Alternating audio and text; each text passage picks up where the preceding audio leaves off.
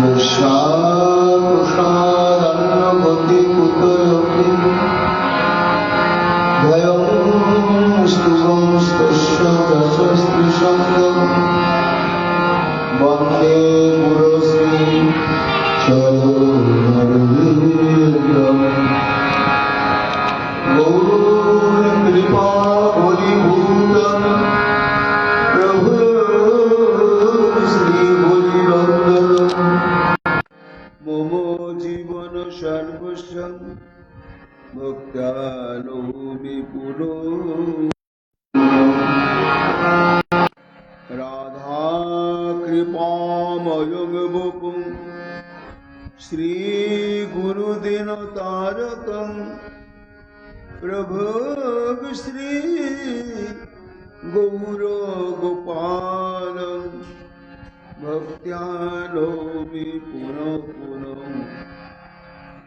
अजानुलम्बित भुज कनकावदातो संकीर्तनैकपितरौ कमलायताक्षौ विश्वाम्भरौ द्विजवरौ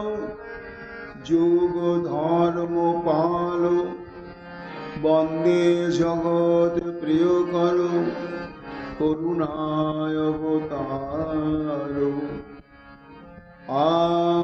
आनन्दलीलामय विग्रहाय हेमावदिव्यच्छवि सुन्दराय तस्मै महाप्रेम रसप्रदाय चैतन्यचन्द्राय नमो नमस्ते निरानन्दमिदं सर्वं प्रेमानन्दस्वधिकृतं येन तं सततं वन्दे नित्यानन्दं जगद्गुरुं श्री अद्वैत नमस्तुभ्यं कलिजनकृपानिधे गौरप्रेमप्रदानाय श्रीसीतापतये नमः लादिस्वरूपाय गौराङ्गसुहृदाय च भक्तशक्तिप्रदानाय गदाधर नमस्तुते प्रणमामि श्रीवासं तमादं पुण्डितं मुदा श्रीगौराङ्गकृपापात्रं कीर्तनानन्दमानसं गौरीप्रेमप्रदावैव सर्वत्र समदर्शिने नारायणसुताय च श्रीमन्नरहरये नमः वरापिरविराममिकमदतिलकं कुण्डलाक्रान्तगण्डं कञ्जाक्षं कम्बुकण्ठं स्मेतसुभगमुखं सादरे नस्तुवेनुं श्यामं शान्तं त्रिभङ्गं रुबिकर वसनभूषितं वैजयन्त्या वन्दे वृन्दावनस्थयुवति शतवृतं ब्रह्मगोपालवेशं नवरलीलनेत्राय वेणुवाद्यविरदिने राधाधर सुधापानो शालिने वनमालिने हे कृष्ण करुणा सिंधु दीनबन्धु जगत्पते गोपेश गोपिका कांत राधा कांत नमस्तुते मुखं करोति वाचालं पंगुं लंघयते गिरिं यत्कृपातमहं वन्दे परमानन्दमाधवं तप्त कांचन गौरांगी राधे वृंदावनेश्वरी वृषभानुसुते देवी तां नमामि हरिप्रिये महामाया भाव स्वरूपातं कृष्ण प्रिया बरियोषि प्रेम मुक्ति प्रदे देवी राधिका तं नमाम्यहम् वन्दे नन्द ब्रजस्त्रीणां पदोर्णमभिघ्नसो यशां हरिकथाद्गीतं पुनाति भुवनत्रयम् आचतुर्वदन ब्रह्मा दिवाहुरपरो हरि अभालोचन शम्भुर् भगवान् वदरायणि जंग प्रभयन्तमनुपेतमपेतकृतं द्वैपायन विरह कातरयजुहावो पुत्रेति तन्मयातयतरवयोभिनेदुस्तं सर्वभूतहृदय मुनिमानुतोऽस्मि तमादिदेवं करुणानिधानं तमालवर्णं स्मितावतारम् अपारो संसारसमुद्रशतं भयामहे श्रीभागवतस्वरूपम् वञ्चाकल्पतरुभ्यश्च कृपासिन्धुभ्येव च पतितानां पावनेभ्यो वैष्णवेभ्यो नमो नमो। जय रूप सनातन भट्ट रघुनाथ श्रीजीव गोपाल भट्ट दास रघुनाथ भक्ति भर बंदी छय गोसाइर चरण हईते विघ्न नाश अभीष्ट पूरण। जय गौर भक्तवृंद गौरी जনের प्राण सबे मिले देह मोरे निताय गौर भक्ति दान निताय गौर हरि बोल निताय गौर हरि बोल निताय गौर हरि बोल जय जय निताय गौर हरि बोल हरि बोल।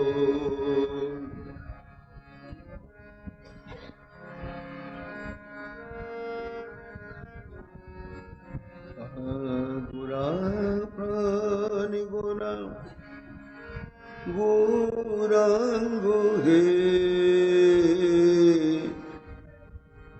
गुरा गुरा गुरा गुरा गौरांगो हे प्राण गौरांगो हे।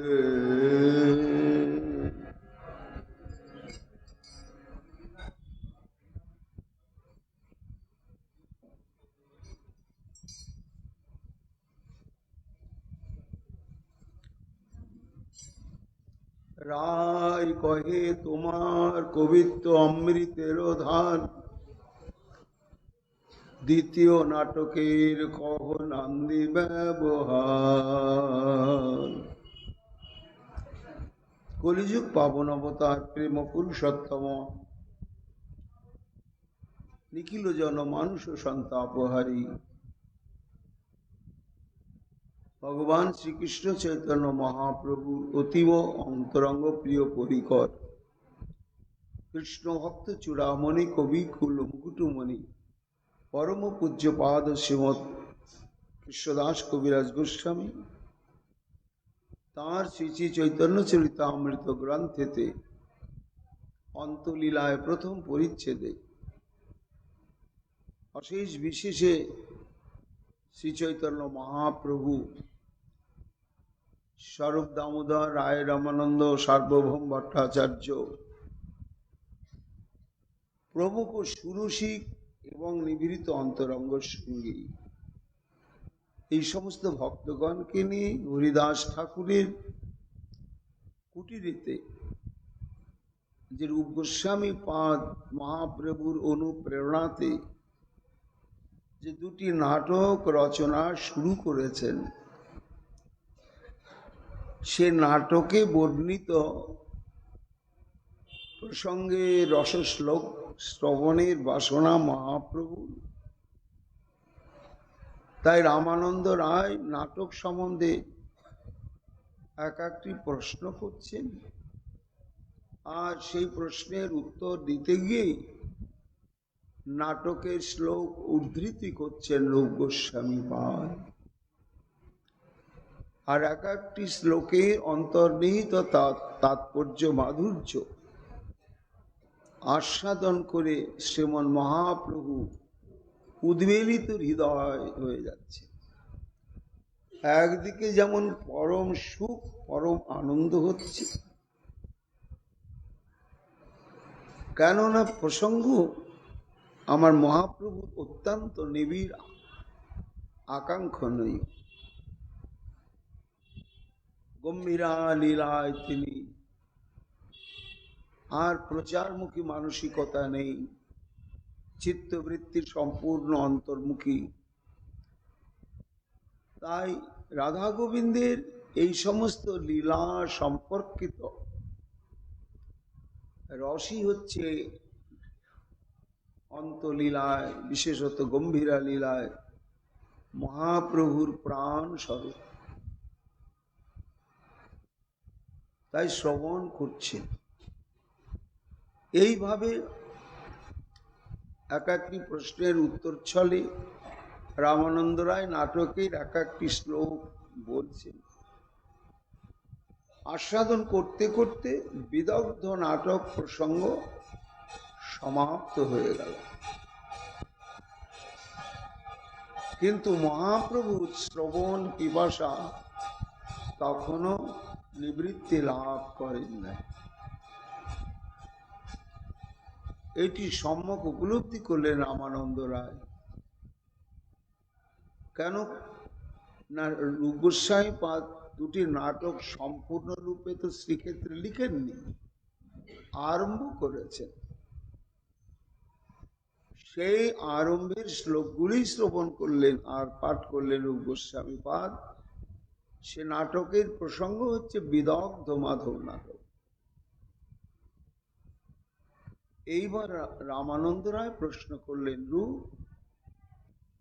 তুমি তো বিদগ্ধ মাধব নাটক থেকে পূর্বরাগ দশায় নায়ক শিরোমণি শ্রী গোবিন্দ আর নায়িকা শিরোমণি শ্রীমতী রাধারানী এবং বৃন্দাবন ইত্যাদি প্রসঙ্গে তুমি বললে। এইবার আমার অনুরোধ, তুমি যে দ্বিতীয় নাটক রচনা করছ, ললিত মাধব নাটক, এই ললিত মাধব নাটকের নান্দি শ্লোক অর্থাৎ মঙ্গলাচরণ বা আশীর্বাদ কামনামূলক বা প্রণামমূলক যে শ্লোককে লক্ষ্য করেই নাটকটি শুরু হয়েছে। রূপ তুমি এই ললিত মাধব নাটকের মঙ্গলাচরণের শ্লোক একটু পাঠ করে শ্রবণ করা। রূপ গোস্বামী পাদ পাঠ করছেন। শ্রোতাকে স্বয়ং শ্রী চৈতন্য মহাপ্রভু আর তার সঙ্গে রামানন্দ রায়, সার্বভৌম ভট্টাচার্য, স্বরূপ দামোদর, শুনতে হবে গোবিন্দের গৌর হরির কথা। কলিযুগে শ্রোতাম শ্রোতাম নিত্যম গীয়তাম গুয়তাম মুদা, কি চৈতন্য চরিতামৃতম। কি হবে তোমার গৌর সুন্দর তো ভাগবত শ্রবণের কথায় নির্দেশ দিয়েছেন, কৃষ্ণ ভজনের কথা, কৃষ্ণ নাম কীর্তনের কথা, কৃষ্ণ লীলা শ্রবণের কথাই বলেছেন। কিন্তু কবিরাজ গোস্বামী পাদ আপনি গৌরহরিকে নিয়ে এত বাড়াবাড়ি করছেন কেন? আমি একা করিনি, কবিরাজ গোস্বামী পাদ বলছেন। ওই দেখো মহাপ্রভুর করুণার প্রকটিত মূর্তি প্রবোধানন্দ সরস্বতী পাদ কি বলছেন, কেন কৃষ্ণ ভজনের সঙ্গে সঙ্গে গৌর ভজনের প্রয়োজনীয়তা, গৌর কথা শ্রবণ কীর্তনের প্রয়োজনীয়তা চৈতন্য চন্দ্রামৃত গ্রন্থেতে তিনি বলছেন, পাষাণ পরিসিঞ্চিত অমৃত রসের নৈবাঙ্কুরং সম্ভবেত। অর্থাৎ পাহাড়ে যেখানে কোনো বৃক্ষলতা ইত্যাদি জন্মাতে পারে না, শুধু পাথর পাথর পাথর, মৃত্তিকার কোনো গন্ধই নেই, তো সেখানে যদি ওই পাথরের উপরে যে কোনো বীজ বপন করা হয় আর তাতে যদি জল সিঞ্চনের পরিবর্তে অমৃত সিঞ্চন করা হয়, তাহলে কি অঙ্কুর উদ্গম হবে? না, হবে না। কেন না? বীজের অঙ্কুর উদ্গম হয় মাটিতে রোপণ করলে। মাটি ছাড়া শুধু যদি পাথর থাকে, তা শুধু শুধু পাথরের উপরে বীজটাকে রেখে দিয়ে জলসিঞ্চন এবং অমৃত সিঞ্চন যদি করা হয়, কখনোই বৃক্ষলতাতে রূপান্তরিত হওয়া তো দূরের কথা, অঙ্কুর উদ্গম হয় না, ওটা চেষ্টাটা ব্যর্থই হয়। লাঙ্গুলং শর্মাপতের বিবৃণত সাদৈশ নৈবার্যবম। প্রবোধানন্দ সরস্বতী পাদ বলছেন, ভক্তগণ, পাথরের উপরে উৎকৃষ্ট বীজ রেখে অমৃত সিঞ্চন করলে যেমন অঙ্কুর উদ্গম হয় না, কখনোই হবে না, তেমনি লাঙ্গুলং শর্মাপথে, শর্মাপথে হচ্ছে কুকুর, কুকুরের বাঁকা লেজটাকে ধরে যদি 365 দিন কেউ টেনে সোজা করে ধরে থাকে, তা সোজা হবে না, ও ছেড়ে দেওয়ার সঙ্গে সঙ্গে হরি বল বাঁকাই হয়ে যাবে।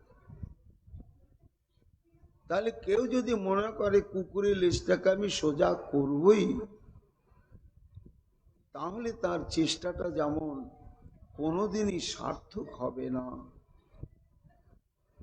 শুকনো পাথরের উপরে বীজ বপন করে অমৃত সিঞ্চনের দ্বারা কখনোই বীজ অঙ্কুর উদ্গম হবে,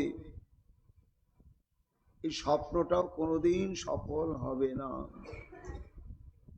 হস্তাবুন্নয়তা বুধা কত মহোধার্যং বিধোর মণ্ডলম। আকাশে শরৎকাল পূর্ণ চন্দ্র সমোদিত হয়েছে, তা কোনো মানুষ যদি মনে করে আমি দুটো হাত উঁচু করে চাঁদটাকে ধরে ফেলবো, তা মাটি থেকে তো দুহাত উঁচু করে কোনোদিন ধরা যাবেই না। ও 1000 তলা বিল্ডিং এর মাথায় উঠে দুহাত তুললেও ধরা যাবে না। এই তিনটি দৃষ্টান্ত দিচ্ছেন প্রবোধানন্দ সরস্বতীপাদ, বলছেন যে পাষাণে বীজ বপনে যেমন সার্থকতা নেই, যাতে আন্তরিক প্রচেষ্টা সমন্বিত হোক, তেমনি সারমেয় পথে কুকুরের লেজকে সোজা করার প্রচেষ্টাও যেমন ব্যর্থ, তেমনি পৃথিবীর বুকে থেকে দুহাত উঁচু করে গগন মণ্ডলস্থিত চাঁদকে ধরার প্রচেষ্টাও ব্যর্থ, সার্থক হয় না। ঠিক তেমনি সর্বং সাধনমস্তু গৌর করুণা ভাবে ন ভাবৎসব। এই কলিযুগে কেউ যদি মনে করেন সদ্গুরু পদাশ্রিত হয়ে সাধু শাস্ত্র গুরু বাক্য একেবারে হৃদয়ের সঙ্গে গেঁথে নিয়ে আমি কঠোর ভাবে ভজন করব, আর ভজনের লক্ষ্যস্থল কি, সাধ্য বস্তু কি না, সাধ্য বস্তু হচ্ছে পঞ্চম পুরুষার্থ অকৈতব কৃষ্ণ প্রেম। এই বলে যদি কঠোর ভজন করে নিষ্কপট চিত্তে, তাহলে ঠিক যেমন পাথরে বীজ বপন করে অমৃত সিঞ্চন করলে কোনোদিন বীজ অঙ্কুরোদ্গম হবে না, হাজার বছর ধরে চেষ্টা চালালেও কুকুরের লেজ সোজা হবে না, লক্ষ বছর দুটো হাত উপরে তুলে চেষ্টা চালালেও যেমন চাঁদকে ধরা যাবে না, তেমনি গৌর ভজন ব্যতি রেখে, গৌর কথা রস আস্বাদন ব্যতি রেখে, গৌর চরণ আশ্রয় ব্যতি রেখে যতই সাধু শাস্ত্র গুরু বাক্য একত্রিত করে আমরা কঠোর ভজন করি, কোনোদিনই যে আমাদের সাধ্য বস্তু সেই রাধা প্রেম, এই প্রেমটি কখনো পাওয়া যাবে না, যাবে না। তাহলে কিসে পাওয়া যাবে? কৃষ্ণ ভজনের সঙ্গে সঙ্গে গৌর ভজনটাও করতে হবে। কেউ প্রশ্ন যদি করেন যে আচ্ছা, গৌর ভজন না করে যদি কৃষ্ণ ভজন করলে রাধা দাস্য পাওয়া না যায়, আর গৌর ভজন করলে পাওয়া যায়, তাহলে আমি গৌর ভজনই করব, কৃষ্ণ ভজন করব না?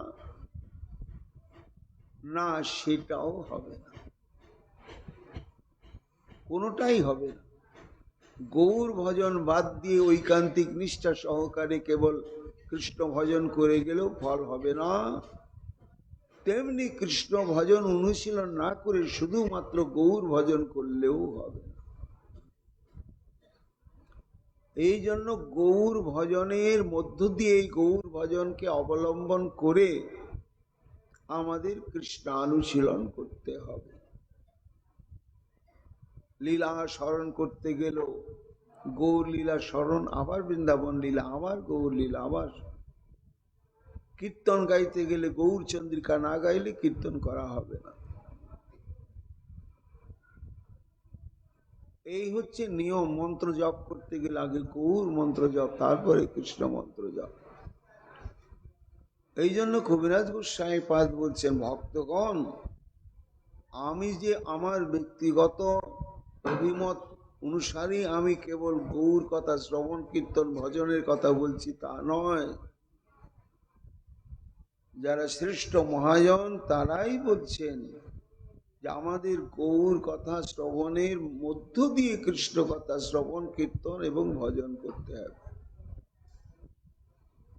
সেই গৌর কথা প্রসঙ্গ কি না, আমরা শ্রীক্ষেত্রে অবস্থান করছি, ওই তো হরিদাস ঠাকুরের কুটির, শ্রী চৈতন্যদেব স্বয়ং রামানন্দ রায় একদিকে, স্বরূপ দামোদর একদিকে, সার্বভৌম ভট্টাচার্য একদিকে, বারান্দার নিচে মহাপ্রভুর দিকে মুখ করে হরিদাস ঠাকুর এবং রূপ গোস্বামী পাদ নাটকের পাণ্ডুলিপি হাতের উপরে নিয়ে বসে আছেন। যেমন যেমন রামানন্দ রায় নির্দেশ দিচ্ছেন তেমন তেমন করছেন মহাপ্রভুর সুখের নিমিত্ত শ্রবণ করানোর জন্য। এটা একটাকে সেবা বলে। এই সেবার নাম হচ্ছে প্রসঙ্গ রূপা সেবা। শ্রী গুরুদেবের সেবা বা গৌর গোবিন্দের যে সেবা আমরা করব, সেবাই তো মূল। ভক্তি ভজন মানেই হচ্ছে সেবা। সেই সেবাটা হচ্ছে দুরকম সেবা। একটা পরিচর্যা রূপা সেবা। সেটা কেমন না, গোবিন্দের জন্য রান্না বান্না মন্দির মার্জন যত কিছু করছি, তাকে স্নান করাচ্ছি, তাকে শৃঙ্গার করাচ্ছি, মালা গেঁথে পরাচ্ছি, যত যত শরীর দ্বারা যে সেবা কাজটা সুসম্পন্ন হচ্ছে, এই সেবাগুলিকে বলা হয় পরিচর্যা রূপা। আর অবসর সময়ে এবার পরিচর্যার সেবা আমার হয়ে গিয়েছে, তখন প্রসঙ্গ রূপা সেবা, অর্থাৎ শ্রীমূর্তির সম্মুখে কৃষ্ণ রাধা গোবিন্দই হোক, মহাপ্রভুই হোক, সম্মুখে আমি গীত গোবিন্দ শ্রীমদ্ ভাগবত পাঠ করছি। প্রভু তুমি শোনো। এই যে সেবা, এই সেবাকে বলা হয় প্রসঙ্গ রূপা সেবা। এই সেবাটাও আমাদের ভজনের একটা অঙ্গ। শ্রোতা দেখলাম, তখন বই নিয়ে পাঠ করতে বসে গেলাম,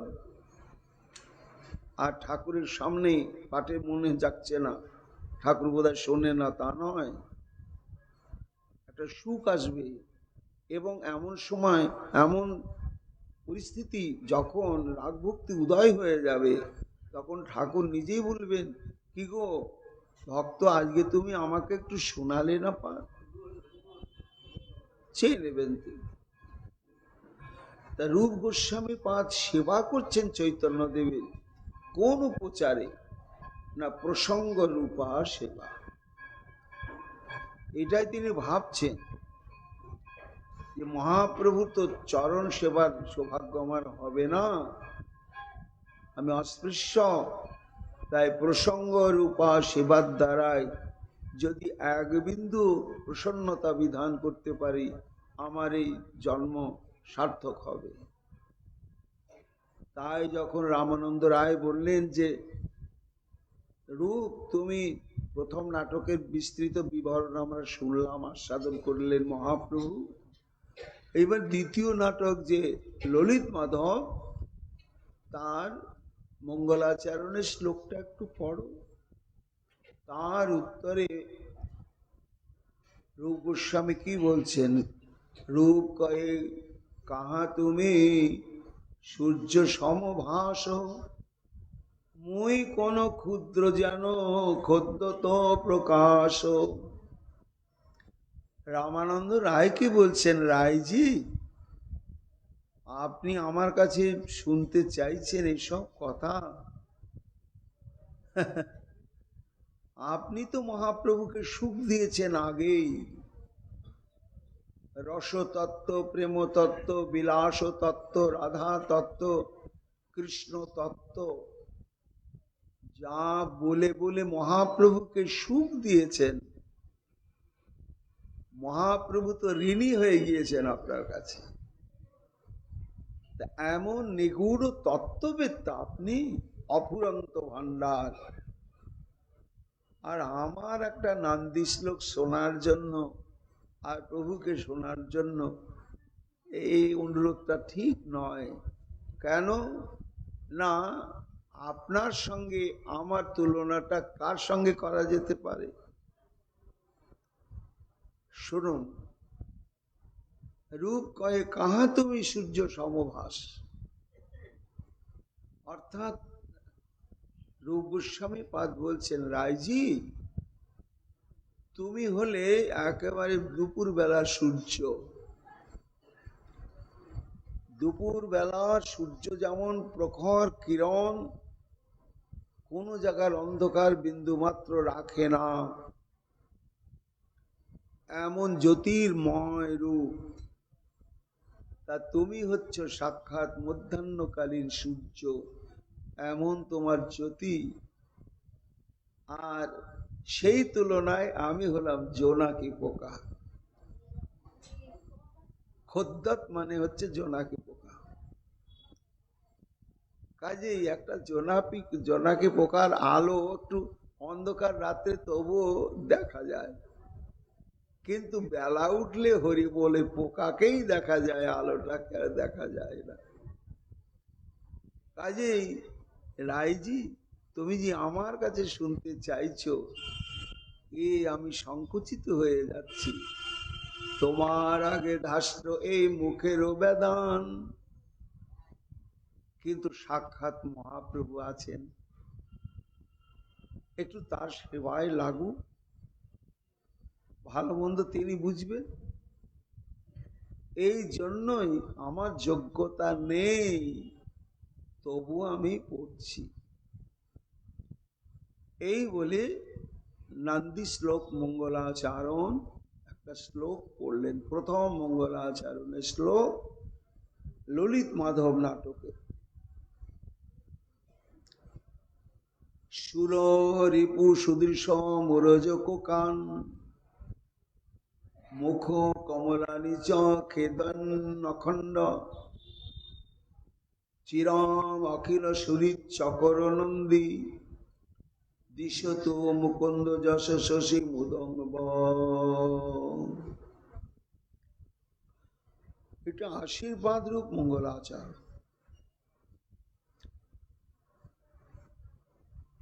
অর্থাৎ মুকুন্দ যশ শশী মুদঙ্গ, অর্থাৎ মুকুন্দ শব্দে শ্রী গোবিন্দ, আর মুকুন্দ শব্দের অর্থ হচ্ছে যিনি মুক্তি প্রদান করেন বা আনন্দ প্রদান করেন, তাকে মুকুন্দ বলা হয়। তা সেই মুক্তি দানকারী এবং প্রেমানন্দ সুখ সেবানন্দ সুখ প্রদানকারী শ্রী নন্দনন্দন শ্রীকৃষ্ণ, তার যে কীর্তি বা লীলা, সেই কীর্তি বা লীলাই হচ্ছে চন্দ্র। চন্দ্রের আলো যেমন আছে, তেমনি আছে শীতলতা, তাপ সৃষ্টি করে না, স্নিগ্ধ। তাই স্নিগ্ধ সুশীতল এবং যার থেকে সুধাক্ষরণ হয়, এই চন্দ্রের সঙ্গে তুলনা হচ্ছে শ্রী গোবিন্দের হৃদকর্ণ রসায়নী লীলা প্রসঙ্গ। তা হে জগৎ, এই নাটক প্রারম্ভের আগে আমি সেই মঙ্গলময় শ্রী গোবিন্দ, যার লীলারূপ চন্দ্রের সুস্নিগ্ধ শীতল কিরণের দ্বারা জগৎ শীতল হয়ে যায়, সেই কিরণ সমগ্র সমাগত ভক্তমণ্ডলীর চিত্তে আনন্দ প্রদান করুন। শ্লোকের মর্মার্থ কৃষ্ণ সম। রায়জি প্রশ্ন করছেন যে রূপ, তা সেই চাঁদের বিশেষণটা কি সেটা তো বললে না, কেমন চাঁদ? ও হ্যাঁ হ্যাঁ, বলছি। সুর রিপু সুদৃশ মুরজ কোকান, মুখ কমলানি চ খেদয়ন অখণ্ড। খুব জটিল প্রসঙ্গ, তবু শ্রবণ করতেই হবে। সুর মানে দেবতা, রিপু মানে শত্রু। তা দেবতাগণের শত্রুকে সমস্ত দানব, রাক্ষস এবং অসুরগণ, তা এদের যে সমস্ত পত্নী বৃন্দ, এটা শাস্ত্রে রয়েছে যে অসুরদের যে সহধর্মিনী বা কন্যা পত্নী ইত্যাদি, তারা অতীব অতীব স্বর্গ সুন্দরীর মতো সুন্দরী।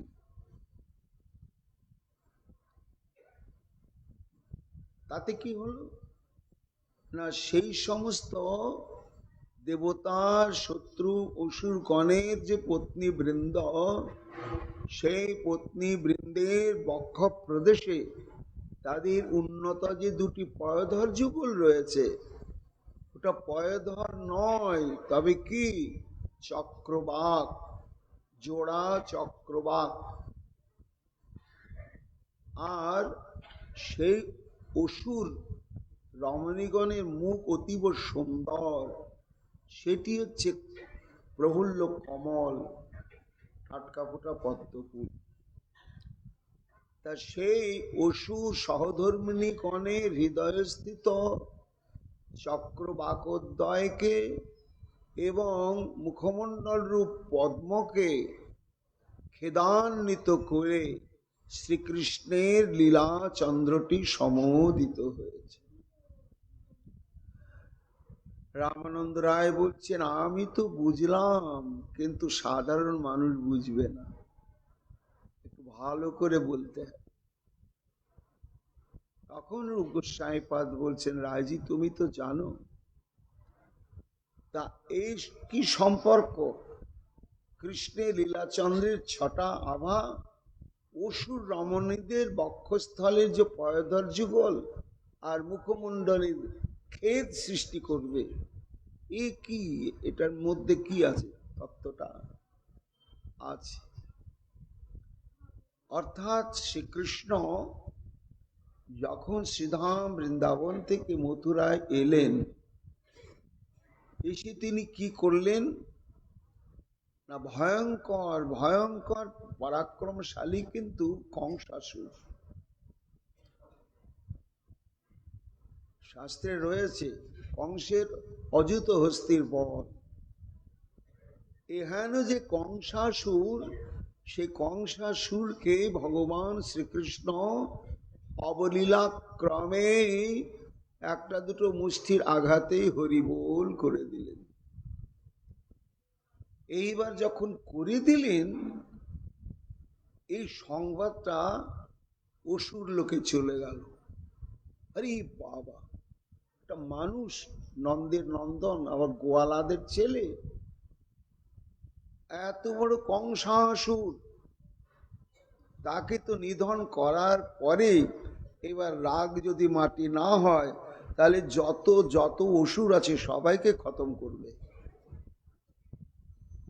এতে ভীত সন্ত্রস্ত হয়ে গেল সব অসুরগণ, হয়ে তারা আত্মগোপনের জন্য সচেষ্ট হয়ে গেল যে কংসাসুরকে হত্যা করার পরে আমাদের দিকে যদি দৃষ্টি ফেরায়, তাহলে আমরাও শেষ হয়ে যাব। এইবার যখন অসুরগণ সব মৃত্যুর ভয়ে ভীত হয়ে আত্মগোপন করছে, তখন তাদের যে প্রণয় পাত্রী সহধর্মিণীগণ আর অসুরদের সঙ্গে মিলনের সুযোগ পাচ্ছে না, আর মিলনটা হচ্ছে না। স্বামী স্ত্রী দীর্ঘকাল যদি মিলন থেকে বঞ্চিত হয়, তাহলে সহধর্মিণীর অঙ্গ প্রত্যঙ্গে একটা ব্যথা আরম্ভ হয়। সেটা কি না, স্বামী স্ত্রীর যে বিলাস, সে বিলাসের প্রাক্কালে রমণীদের বক্ষস্থিত অঙ্গ এবং মুখমণ্ডল এটি ব্যবহার হয় বেশি। এইবার শ্রীরূপ গোস্বামীপাদ বলছেন যে যখন অসুররা ভীত সন্ত্রস্ত হয়ে তাদের স্ত্রীদের সঙ্গ দিতে আর পারছে না, তখন অসুরদের সঙ্গ থেকে বঞ্চিত হওয়ার জন্য পরমা সুন্দরী অসুর রমণীদের এইসব অঙ্গ ব্যথিত হয়ে গেল।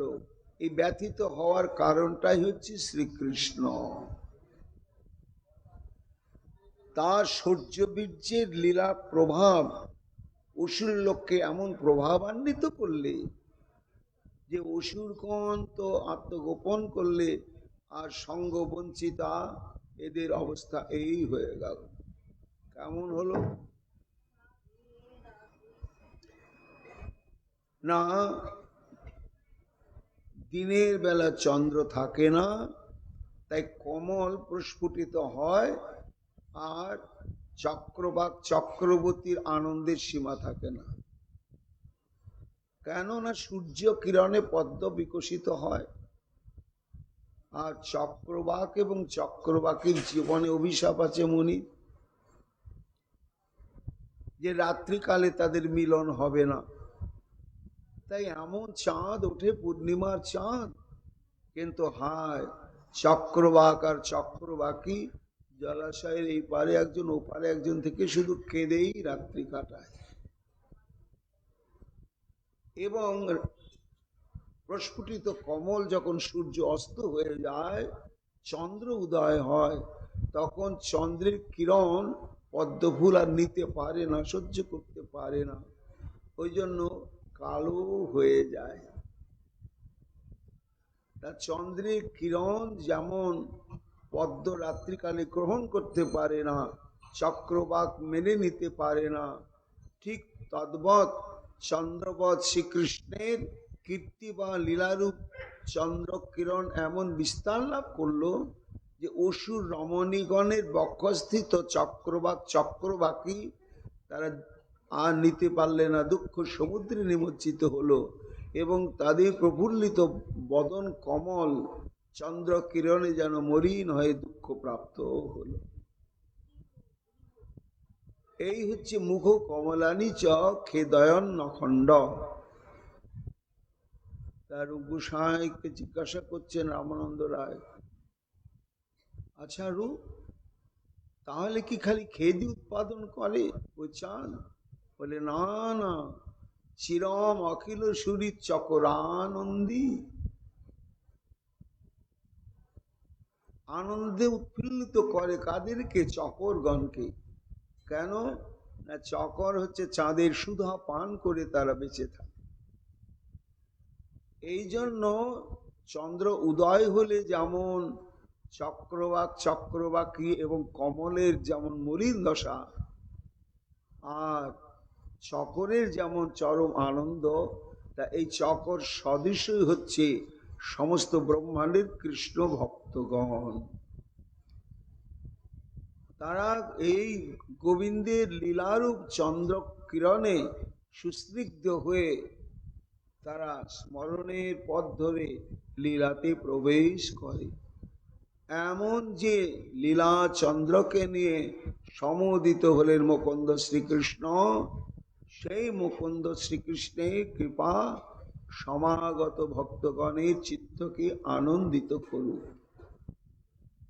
শ্লোক শুনে মহাপ্রভুর খুব আনন্দ। যেমন রস তেমন দৃষ্টান্ত, উদাহরণ, উপমা, তেমনি মাধুর্য বার্তা। রামানন্দ রায় বলছেন, রূপ বাবা অপূর্ব হয়েছে। তা এই নাটকে কি তুমি একটাই নান্দি শ্লোক করেছ? না রায়জি, আর একটা নান্দি শ্লোক আছে। তাহলে সেটাও পড়ো, প্রভু তো শুনছেন। দ্বিতীয় নান্দি কহ দেখি রায় পুছিলা, সংকোচ পাইয়া রূপ কহিতে লাগিলা। এই দ্বিতীয় নান্দি শ্লোকটা আর পড়তে চাইছে না রূপ গোস্বামী পাদ। আহা পড়ো।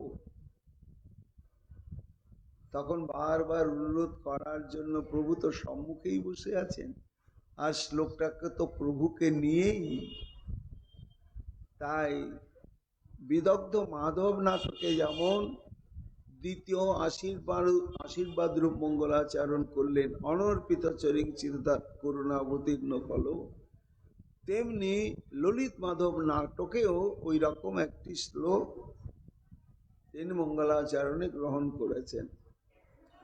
নিজ প্রণয়িতাং সুধাম উদয়ন আপনুবঞ্জক্ষিত কিরত্তলম উরিকৃত দ্বিজ কুলাধিরাজস্থিতি সলুঞ্চিত তম স্তুতির্মম শচী সুতাক্ষ শশী বশীকৃত জগন মনা কিমপি শর্ম বিন্যস্যতু। যেই শ্লোকটি পাঠ করলেন, শুনিয়া প্রভুর যদি অন্তরে উল্লাস, বাহিরে কহেন করি কিছু রসাভাস। শ্লোকটার মর্মার্থ শ্রবণ করে মহাপ্রভু খুব খুশি হয়েছেন, কিন্তু বাহ্যিক রসাভাস প্রকাশ করে বললেন। কি শ্লোকের মর্মার্থ? না, মর্মার্থ হচ্ছে সেই শ্রী চৈতন্য মহাপ্রভু শচী সুতাক্ষ সুখী শশী অর্থাৎ শচীনন্দন নামে এক চন্দ্র উদয় হয়েছে, উত্থিত হয়েছে। সমুদ্র থেকে তো চন্দ্র উদয় হয়েছিল, এই শচীনন্দন রূপ চন্দ্র আবার কোত্থেকে উঠল? না, শচীগর্ভ সিন্ধু থেকে। এ চন্দ্রের বৈশিষ্ট্য কি? একে একে বলছেন। নিজ প্রণয়িতাং সুধাম উদয়ম আপনুবন যক্ষিত, অর্থাৎ নিজ প্রণয়িতাম সুধাম, নিজ বিষয়ক প্রেম ভক্তিরূপ সুধা যিনি উদয় করিয়ে ত্রিতাপ তাপিত যজ্ঞা যজ্ঞ পাপী তাপী পুণ্যবান একেবারে পাত্রাপাত্র বিচার শূন্য ভাবে সবাইকে যিনি কৃতকৃতার্থ করলেন, এই সমগ্র পৃথিবীবাসীকে কিরত্ত অলম একেবারে সম্যক রূপে বিতরণ করলেন, এবং উরীকৃত দ্বিজ কুলাদি রাজস্থিতি। আবার তিনি কি করলেন? কলিযুগে না ব্রাহ্মণ কুলকে তিনি কৃতকৃতার্থ করবার জন্য দ্বিজ কুল অধিরাজ রূপে তিনি আবির্ভূত হলেন। ভগবান শ্রীকৃষ্ণ তো ক্ষত্রিয় বা গোয়ালা বৈশ্য, প্রভু রামচন্দ্র তিনিও ব্রাহ্মণ না, তিনিও ক্ষত্রিয়। তা কলিতে আমার গৌরচন্দ্র কেন ওই রকম হলেন না?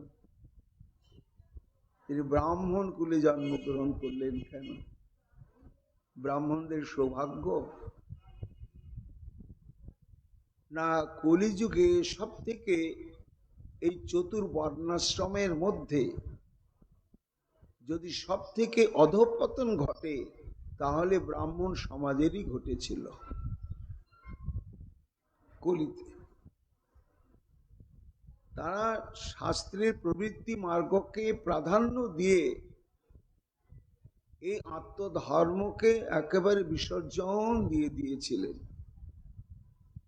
ভগবান চিন্তা করলেন যে এদেরকে তো আগে আমাকে উদ্ধার করতে হবে। কেন? এরা কিন্তু একদিক থেকে এগিয়ে আছে,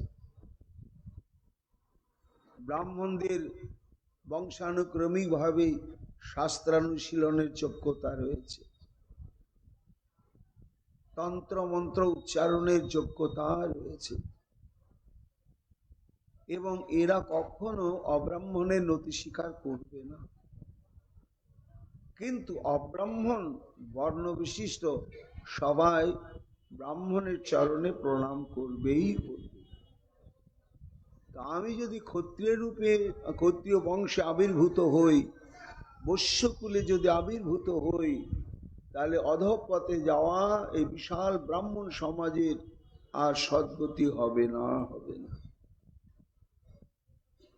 তাই তিনি ব্রাহ্মণ কুলেই জন্মগ্রহণ করলেন। দ্বিতীয় আর একটি কারণ আছে, সেটি হচ্ছে পিতা মাতা শচী মা এবং জগন্নাথ মিশ্র, তারা তো মহাপ্রভুর আগেই আবির্ভূত হয়েছেন, প্রভু তো তাদের আগেই পাঠিয়ে দিয়েছেন। তা শচী দেবীর মধ্যে একাধারে মা দেবকী এবং যশোদা, আর জগন্নাথ মিশ্রের মধ্যে একাধারে রয়েছেন বসুদেব এবং নন্দ মহারাজ। তো তারা তো আগেই এসেছেন, এসে ব্রাহ্মণ কুলে আবির্ভূত হয়েছেন, আর তাদের অবলম্বন ছাড়া ভগবান তো অবতীর্ণ হবেন না। যুগে যুগে কালে কালে এটাই নিয়ে। এইবার তারা যদি অন্য বর্ণে আবির্ভূত হতেন, মহাপ্রভু তাদেরকে আশ্রয় করতেন। কিন্তু যেহেতু তারা আগেই ব্রাহ্মণ কুলে আবির্ভূত হয়েছেন, এই জন্য মহাপ্রভু ব্রাহ্মণ কুলেকেই আশ্রয় করলেন, করে উদ্ধার করলেন। আর কি করলেন? সলুঞ্চিত তমস্ততি, সমুদিত হয়ে তিনি প্রেমভক্তি বিতরণের দ্বারা এই যে সমগ্র সমাজ প্রকৃত সাধ্য সাধন তত্ত্বজ্ঞান থেকে বঞ্চিত ছিল, একেবারে অমানিসা সূচিবেদ্য অজ্ঞানতার অন্ধকারে তারা ডুবেছিলেন, প্রেমের প্রদীপ প্রজ্বলিত করে মহাপ্রভু কি করলেন? অজ্ঞানতার অন্ধকারকে চিরকালের জন্য দূর করে দিলেন। কেমন দূর করলেন? যেমন যতই অন্ধকারটা গাঢ় হোক, পূর্ণ চন্দ্র উদিত হলে যেমন অন্ধকার আর থাকে না, পালিয়ে চলে যায়, ঠিক তেমনি শচী সুতাক্ষ শশী, অর্থাৎ শচীসুত শচীনন্দন রূপ চন্দ্র উদয় হয়ে অবতীর্ণ হয়ে বিশ্বের অজ্ঞানতার অন্ধকার একেবারে দূর করে দিলেন। শুধু তাই নয়, বশীকৃত জগন মন, আর কি করলেন? প্রেম দিয়া হরে মন, ভালোবাসা দিয়ে একেবারে জাতি বর্ণ ধর্ম নির্বিশেষে পাপী তাপী পতিত পাষণ্ডী বিচার করলেন না, সবাইকে বুকে ধরে ভালোবেসে সবার মনকেই তিনি জয় করলেন। এমন যে শ্রী চৈতন্য মহাপ্রভু, সেই মহাপ্রভু, হে ভক্তগণ, কিমপি সর্ববিন্যস্যতু, আপনাদের সর্বপ্রকার মঙ্গল বা সুখ বিধান করুন। প্রথম মঙ্গলাচরণটা শ্রীকৃষ্ণকে নিয়ে, আর দ্বিতীয় মঙ্গলাচরণের শ্লোক চৈতন্য মহাপ্রভুকে নিয়ে। তা মহাপ্রভুর মহিমায় কীর্তন করা হয়েছে এই প্রণাম মন্ত্রের মধ্যে। শুনিয়া প্রভুর যদি অন্তরে উল্লাস, বাইরে কহেন কিছু করি রসাভাস, রূপ হে হে হে, এই আমাকে নিয়ে তুমি কেন শ্লোকটা আবার লিখতে গেলে? হ্যাঁ, আমি তো সাধারণ রক্তে মাংসে গড়া একটা মানুষ ছাড়া কিছু নয়। ইস, এটা তোমার উচিত নয়। এ কেমন হলো জানো? কাহা তোমার কৃষ্ণরস কাব্য সুধা সিন্ধু, এই যে বিদগ্ধ মাধব বা ললিত মাধব নাটক, এই যেন সুধার সমুদ্র করেছে, সাধু সাধু পদে পদে। পুরো শ্লোক না, শ্লোকের এক একটা শব্দই যেন অমৃতময়। তা এমন যে তুমি অমৃতের একটা সরোবর প্রস্তুত করছো, আর তার মধ্যে মিথ্যা কেন স্তুতি খার বিন্দু? তার মধ্যে এই কলিযুগে আমি এক রক্তে মাংসে কাম ক্রোধের দাস সাধারণ মানুষ, আর আমার স্তুতিরূপ তুমি খার বিন্দু কেন অমৃতের মধ্যে দিয়েছ? রায় কহে প্রভু তুমি বেশি কথা বলিও না। রায় কহে রূপের কবিত্ব অমৃতের পুর, এ বিষয়ে তুমি আর আমি একমত। যা লিখছে রচনা করছে সব অমৃত অমৃত অমৃত, আর তার মধ্যে তোমার স্তুতিরূপ শ্লোকটা খার বিন্দু মোটেও নয়। ওটা কি বটে আমি বলছি শোনো। রায় কহে রূপের কবিত্ব অমৃতের পুর, আর তার মধ্যে এক বিন্দু দিয়াছে কর্পূর। যেন উত্তম পরমান্ন রান্না করা হয়েছে, গন্ধে জিভ দিয়ে জল আসছে। হ্যাঁ, আর শেষে সর্বশেষে যদি একটু কর্পূরের গুঁড়ো ছিটিয়ে দেওয়া হয়, তাহলে ওটা যেমন চরম সুস্বাদু সুগন্ধিত হয়। ওটা যেন অপূর্ণ ছিল, কর্পূরটা দেওয়ার জন্য যেন পূর্ণ হয়ে গেল। তেমনি এই নাটকটা যেন পরমান্ন, কিন্তু অভাব ছিল একটু কর্পূরের গুঁড়ো ছিটিয়ে দেওয়া। কাজেই রূপ তোমার প্রশংসাত্মক এই শ্লোকটি যেন কর্পূরের গুঁড়ো দিয়ে অমৃতের আস্বাদনকে আরো চমৎকারিতাময় করে তুলেছে। প্রভু কহে, রায় তোমার ইহাতে উল্লাস, শুনিতেই লজ্জা লোকে করে উপহাস। আমি শুনছি, এই কথা তো গোপন থাকবে না। তখন বলবে, খুব পণ্ডিত, দেখো নিজকে দিয়ে নিজে শ্লোক রচনা করে নিজে শুনে বাহবা দিচ্ছে, এই তুমি কি করে এটাকে সমর্থন করছো রামানন্দ রায়? না প্রভু, এরকম বলিও না। রায় কহে, লোকের সুখ ইহার শ্রবণে। তুমি জানো না যে বিদগ্ধ ললিত মাধব নাটকের মঙ্গলাচরণে এই শ্লোকটি থাকার জন্যই নাটকটি চরম পরম ভাবে গৌরগত প্রাণ ভক্তের কাছে আকর্ষণীয় হয়ে উঠল। রায় কহে, লোকের সুখ ইহার শ্রবণে, অভীষ্ট দেবের স্তুতি মঙ্গলাচরণ।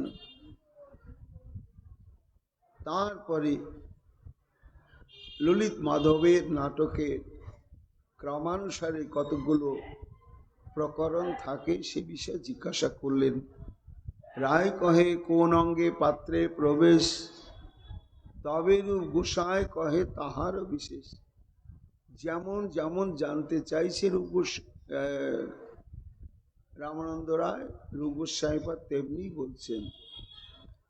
উদঘাতক নাম এই আমুক বিধি অঙ্গ, তোমার আগে ইহা কই রাষ্ট্রের তরঙ্গ।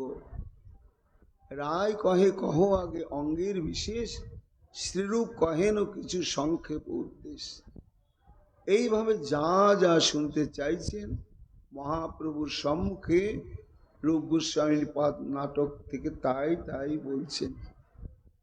শোনা হয়ে যাওয়ার পরে এত শুনি রায় কহে প্রভুর চরণে। দুটো নাটক যতটা রচনা করেছিলেন রূপ গোস্বামী পাদ, অতটাই শোনালেন, সবাই শ্রবণ হয়ে গেল। এইবার সর্বশেষে রামানন্দ রায়ের মন্তব্য, এত শুনি রায় কহে প্রভুর চরণে, রূপের কবিত্ব প্রশংসী সহস্র বদনে। সব শেষ হয়ে গিয়ে এবার আলোচনা হচ্ছে রূপ সম্পর্কে।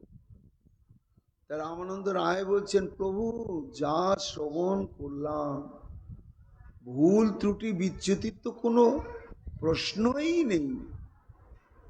এত আস্বাদ্য, এত আস্বাদ্য, যা বর্ণনা করার ভাষা আমার ভান্ডারে নেই প্রভু, একেবারে নেই।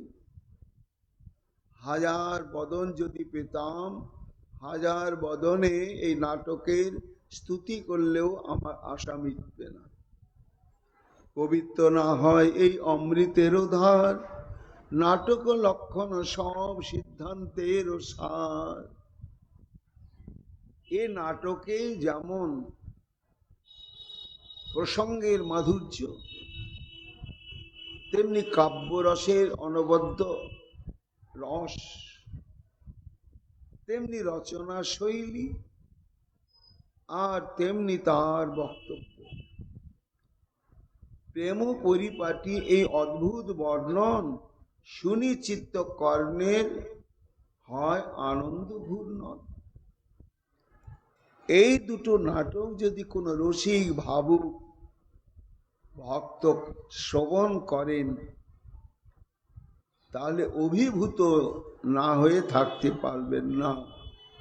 অর্থাৎ তাদের চিত্তবৃত্তি বিঘূর্ণিত হবে, তবেই তো নাটক রচনা করার সার্থক।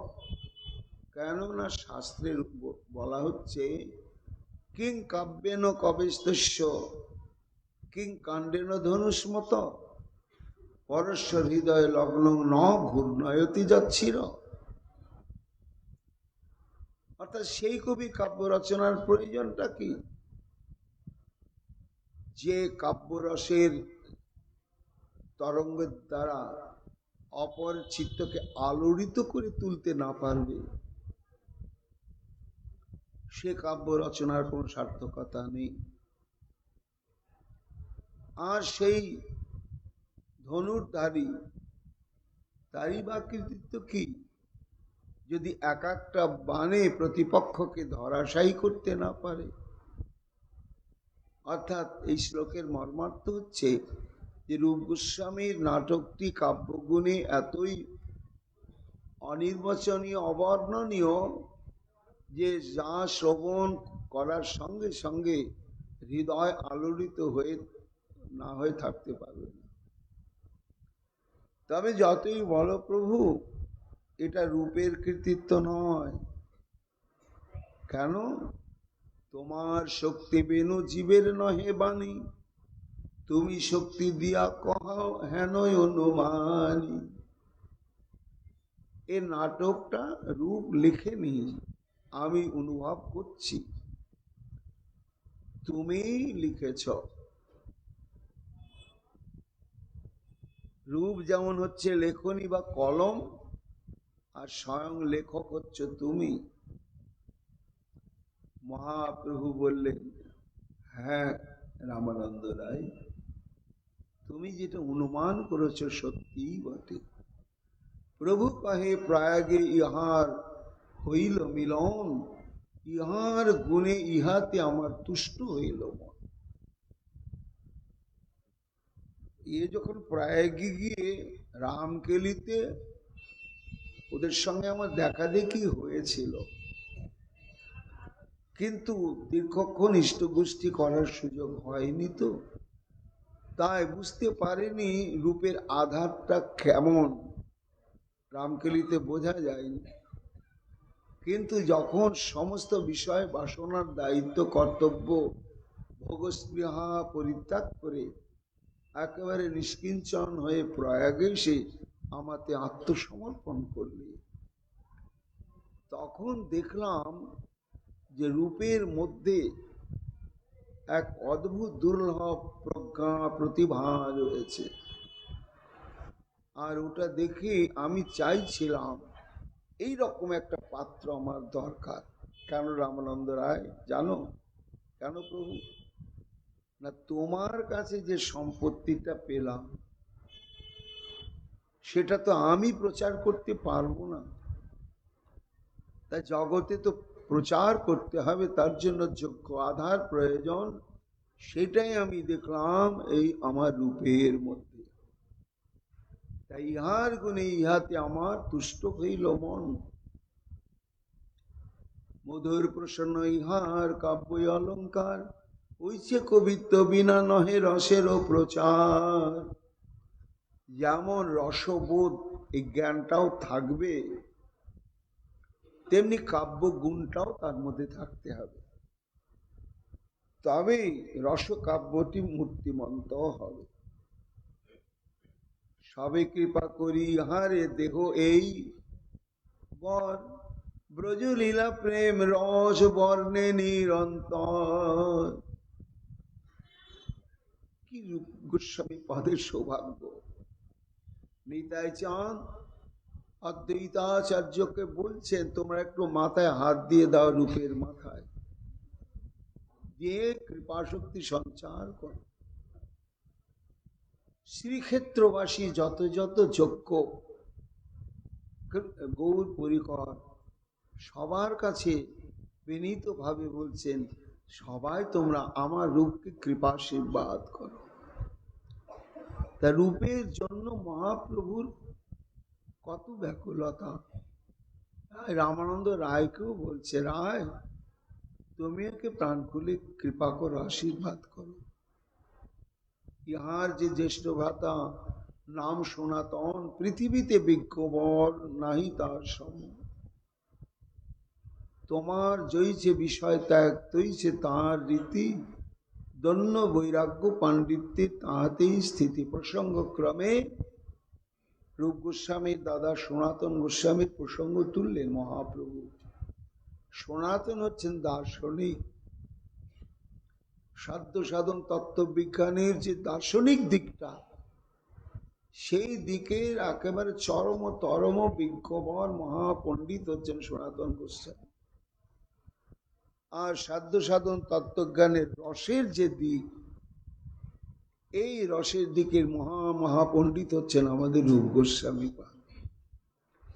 তা সনাতন গোস্বামী পাদের সম্বন্ধে বলছেন যে দেখো রামানন্দ রায়, তুমি যেমন বিদ্যানগর সাম্রাজ্য পরিত্যাগ করলে, এত বড় রাজ্যের অধিকারী হয়ে আর এত ভোগ বিলাসে ছিলে, একেবারে সব ছেড়ে দিলে, প্রতাপ রুদ্রের আনুগত্যটাই তুমি ছেড়ে দিলে, ছেড়ে দিয়ে আমাদের পরিপূর্ণ আত্মসমর্পণ করলে। তা তুমি যেমন রাজ্য, রাজ ঐশ্বর্য, রাজভোগ সব পরিত্যাগ করলে, ঠিক সনাতনও এ ছিল হোসেন শাহর মন্ত্রী, কি ঐশ্বর্য সব পরিত্যাগ করে আমাদের আত্মসমর্পণ হয়েছে। মিল আছে তোমার সঙ্গে। এই দুই ভাই আমি পাঠালাম বৃন্দাবনে, শক্তি দিয়া ভক্তি শাস্ত্র করিতে প্রবর্তনে। রায় কহে ঈশ্বর তুমি যে চাহ করিতে, কাষ্ঠের পুতুলি তুমি পারো না চাইতে। প্রভু তুমি তো জাদুকর, যা খুশি করতে পারো। কি করে বলছি বলে, আমি তার দৃষ্টান্ত। মোর মুখে যেসব রস কইলে প্রচারণে, সেই সব দেখি এই ইহারও লিখনে। রামানন্দ রায় বলছেন, প্রভু এই কাঠের পুতুলটাকে তুমি বাক শক্তি প্রদান করে যে রসতত্ত্ব, প্রেমতত্ত্ব ইত্যাদি তুমি ব্যক্ত করিয়েছিলে, এই নাটকটার মধ্যে দেখছি সেগুলোই বিস্তারিতভাবে লীলাতে প্রকাশ পেয়েছে। ভক্ত কৃপায় প্রকাশিত চাহ ব্রজ রস, যারে করা সে করিবে জগৎ তোমার বশ। তবে মহাপ্রভু কইল রূপে আলিঙ্গন, তাহারে করাইল সবার চরণ বন্দন। অদ্বৈত নিত্যানন্দ আদি সব ভক্তগণ, কৃপা করে রূপে সবে কইল আলিঙ্গন। প্রভু কৃপা রূপে আর রূপের সদ্গুণ, দেখি চমৎকার হইল সবাকার মন। তবে মহাপ্রভু সব ভক্তগণ লইয়া গেলা, হরিদাস ঠাকুর রূপে আলিঙ্গন করিলা। হরিদাস কহে রূপ তোমার ভাগ্যের নাই সীমা, যেসব বর্ণিলে ইহার কে জানে মহিমা। শ্রীরূপ কহে না আমি কিছুই নাই জানি, যেই মহাপ্রভু কহান সেই কহিবানি। এই মতো দুইজন কৃষ্ণ কথা রঙ্গে, সুখে কাল গোয়ায় রূপ হরিদাস সঙ্গে। 4 মাস রহি সব প্রভুর ভক্তগণ, প্রভু বিদায় দিল গৌড়ে করিতে গমন। শ্রীরূপ প্রভু পদে নীলাচলে রহিলা, দোলযাত্রা পর্যন্ত প্রভুর সঙ্গে আনন্দে দেখিলা। অর্থাৎ অক্ষয় তৃতীয়ার সমসাময়িক কালেতেই সব গৌড়বঙ্গবাসী ভক্তগণ 4-5 মাস ধরে শ্রীক্ষেত্রে থাকবে, সেইভাবে প্রস্তুতি নিয়ে তারা লীলাচলে গিয়ে মিলেন। আর দৈবক্রমে এবছর ঠিক সেই সময়তে রূপ গোস্বামী পাদ এলেন। এরা 4 মাস অবস্থান করার পরে সবাই গৌড়বঙ্গে ফিরে এলেন, রূপ ফিরলেন না। আরও তিনি কয়েক মাস থেকে দোলযাত্রা পর্যন্ত মহাপ্রভুর চরণ প্রান্তে থাকলেন। দোল অনন্তর প্রভু রূপে বিদায় দিলা, অনেক প্রসাদে করি শক্তি সঞ্চারিলা। বৃন্দাবনে যাহ তুমি রহ বৃন্দাবনে, একবার ইহা পাঠাইও সনাতনে। ব্রজে তুমি রসশাস্ত্র করো নিরূপণ, লুপ্ত তীর্থ সব তার করিও প্রচারণ। কৃষ্ণ সেবা ভক্তি রস করো প্রচার, আমিও দেখিতে তাহা যাইব একবার, আবার আমি যাব বৃন্দাবনে। এত বলি প্রভু তারে কইল হরিগণ, রূপ গোসাই শিরে ধরি প্রভুর চরণ।